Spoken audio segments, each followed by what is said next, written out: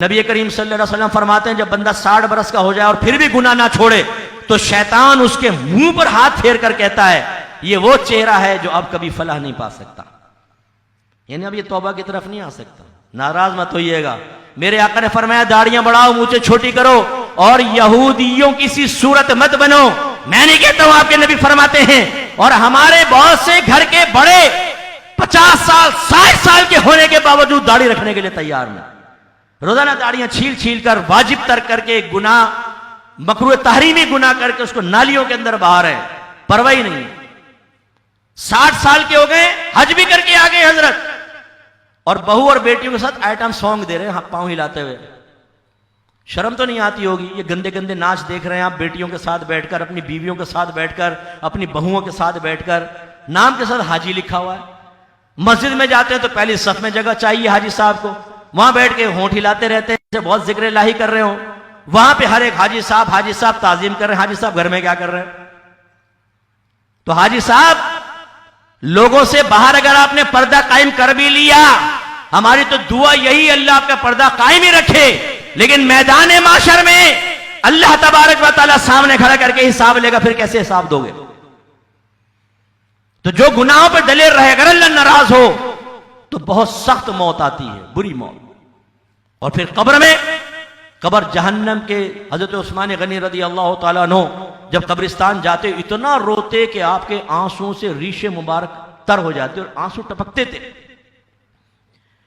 تو کسی نے ایک دفعہ پوچھا کہ آپ کے سامنے جہنم کا تذکرہ ہوتا ہے اور عذابات بیان ہوتے ہیں، آپ اتنا نہیں روتے، لیکن قبر کے پاس آ کے بہت روتے ہیں، کیوں؟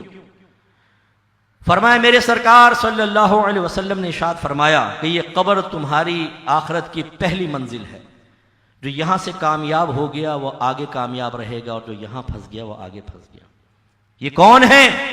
یہ صحابی رسول ہیں، ذو النورین ہیں، نبی کریم کی لگاتار 2 صاحبزادیوں کے شوہر ہیں، عشرہ مبشرہ میں سے ہیں، جن 10 صحابہ کا نام لے کے سرکار نے بشارت دی۔ یہ بدری صحابہ میں سے ہیں جن کے لیے قطعی طور پہ جنتی کی بشارت ہے۔ یہ وہ ہیں جنہوں نے زندگی میں کوئی گناہ نہیں کیا، جنہوں نے جہاد کے لیے پیسے دیے تو سرکار نے خوش ہو کے فرمایا اے عثمان آج کے بعد کوئی تیری خطا تجھے نقصان نہیں پہنچا سکتے۔ یعنی مراد یہ ہے کہ خطا کریں گے نہیں، بلکہ اللہ آپ کو خطا سے ہی محفوظ کر دے گا۔ اور یہ رو رہے ہیں کہ پتہ نہیں قبر میں اگر میں یہاں پہ خدا نہ خواستہ پھنس گیا کیونکہ یہ پہلی منزل ہے تو میرا آگے کیا ہوگا۔ اور یہاں ہمارے نوجوان ہیں کہ جنازے کے ساتھ کھڑے ہیں، کر رہے ہیں، موبائل پہ باتیں کر رہے ہیں، قبرستان میں جا رہے ہیں تو وہاں پہ ہنس ہنس کے باتیں کر رہے ہیں، موت کو بھلا دیا۔ آج گناہ کر رہے ہو، بری موت ہو سکتی ہے، ہو سکتا ہے خدا نہ خواستہ کوئی کلمہ کفر زبان سے نکلے۔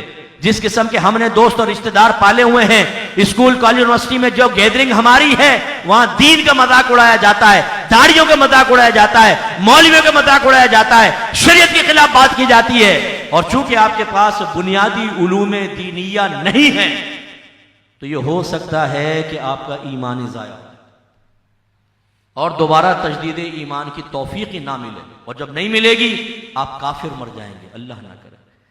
میرے آقا صلی اللہ علیہ وسلم نے فرمایا، بخاری کی روایت ہے کہ ایک زمانہ ایسا آئے گا کہ ایک آدمی صبح ایمان کی حالت میں کرے گا اور شام کو کافر ہو جائے گا، اور شام ایمان کی حالت میں کرے گا، صبح کافر ہو جائے گا۔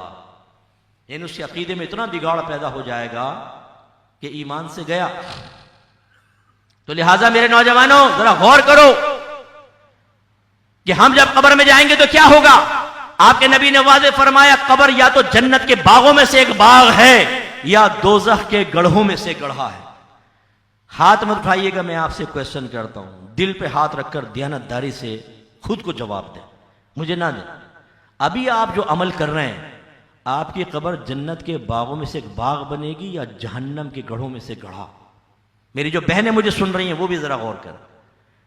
نماز ہم نہ پڑھیں، روزے ہم نہ رکھیں، ڈرگز ہم یوز کریں، کسی کی ماں بہن کی کوئی شرم و حیا ہماری نگاہوں کے اندر نہیں رہی، گندے گندے افعال ہم کریں، حرام ہم کمائیں، آوارہ گر دوستوں سے دوستی ہم رکھیں، کون سی ایسی چیز ہے جو ہماری قبر کو جنت کے باغوں میں سے ایک باغ بنائے گی؟ اپنے خود سوال کر لینا۔